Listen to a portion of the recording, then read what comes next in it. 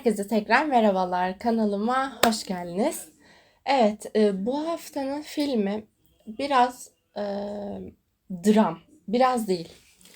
Dram ve oldukça sosyal mesaj içeren ve ağır bir film. Bunu baştan belirtmekte fayda var. Ve yeni bir film de değil. 2011 yılında yapılmış olan bir film. Silenced ya da bizdeki adıyla Duyulmayanlar diye geçiyordu. Mesela Netflix Türkiye için konuşuyorum. E, Öyle bir film ki öncelikle 2 saat 5 dakikaya yakın sürüyor.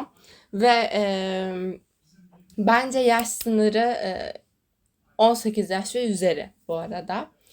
Oyuncu kadrosunu tek tek saymak çok uzun sürecek ama en merkezde olan ve hani konuyu size çok da böyle açmadan, çok belli etmeden anlatabileceğim bir karakter var ki aslında bu filmde en çok çabalayan, bir şeyler yapmaya çalışan karakterimiz de o. O yüzden başrol olarak onun ismini vermek istiyorum ben. Ve bu isim ise Gong Yoo adlı oyuncumuz.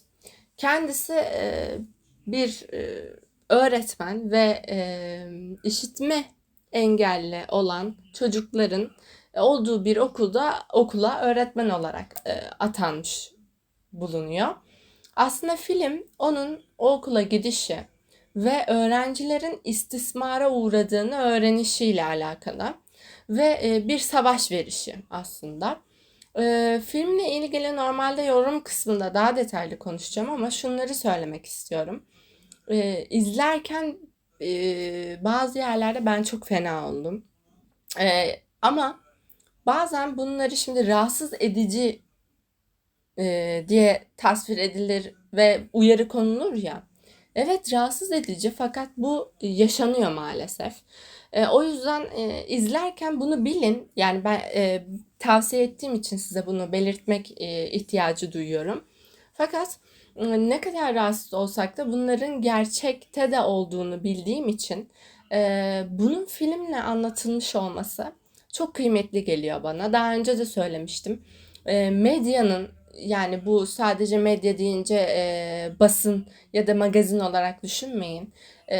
Film, sinema sektörü de medyanın çok büyük bir parçası. Çok büyük etkileri olabileceğini biliyorum. Bu filmin 2011 yılında yapılmış olması bence filmden hiçbir şey, hani şurası eksik burası eksik yok. Çekim kalitesi de gayet güzel olan bir film. Ve dediğim gibi film boyunca maalesef istismara uğramış çocukların neler yaşadığını görüyoruz. Ve işitme engeli ya da herhangi bir engeli olan insanların aslında ne kadar, yani hayat onlar için çok daha zor ve bazen biz bunu unutuyoruz tabii ki kendi hayatımızın peşinden koşarken ederken. Fakat burada öğretmen olarak dediğim gibi baş karakter dememin sebebi o. Kendi hayatını neredeyse bir kenara koyup bu çocuklar için koşturmuş olması çok etkileyici ve filmin finali de bana çok etkileyici geldi. O yüzden sizle paylaşmak istedim. Bu istismarın içeriklerini duyuyorsunuz. Duymak bile insanın tüylerini ürpertiyor ve tabii ki göstermiyorlar o sahneleri tam anlamıyla ama belli şekillerde, yani belli sahneleri de görüyorsunuz işin aslı ve diyaloglar da çok etkileyici. Dediğim gibi rahatsız olabilirsiniz ama bence olmalısınız. Bazı filmler gerçekten bunu yaratmalı ki bir şeyler tetiklensin bizde. Şimdi buradan yorumlara geçeceğim. Tetiklensin demişken maalesef o anlık tetiklenmiş olsak bile harekete geçme konusu hep bir sıkıntı. Bu filmde de aslında çocuklar çok büyük bir cesaret örneği göstererek mahkemede konuşmak istiyorlar ve konuşuyorlar da. Fakat sonucu hepimiz biliyoruz. Maalesef gerçek hayatta da bu böyle işin aslı. Çok üzücü. Umarım yani 2011 yılından bu yıla kadar bir şey değişmemiş olması bu anlamda çok ürkütücü geliyor. Yani teknoloji diyoruz, ilerliyor diyoruz, bilmem neler falan ama bazı temel sorunlar asla çözüm bulunmuyor bu kadar ilerlemeye rağmen. Ki bu çok üzücü bir durum. Ve engeli ne olursa olsun bu insanların ne kadar zorluk yaşadığını anlık anlamak yerine gerçekten empati kurup yardımcı olmamız gerekiyor ciddi anlamda diye düşünüyorum. Sadece sosyal medyada paylaşmak değil olay. Ve hepimiz de şunu biliyoruz ki hepimiz birer engelli adayız. Yani kimin ne olacağı, ne zaman ne olacağını kimse bilmiyor. Bunları düşünüp aslında ona göre hareket etmemiz gerekiyor ama dediğim gibi hayat yoğunluğu diyoruz, o diyoruz, bu diyoruz, unutuyoruz maalesef bunları.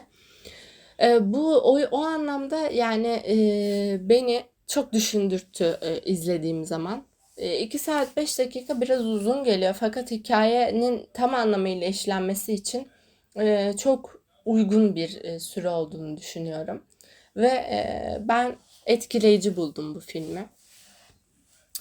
Ve sizle de bu şekilde paylaşmış olmak istedim. Umarım bir şans vererek izlersiniz bu filmi. Sizin de etkileneceğinize çok eminim. Ve kendinize iyi bakın. Pazar gününe kadar hoşça kalın, sağlıkla kalın ve hepinizi de seviyorum. Bunu da unutmayın. Görüşürüz.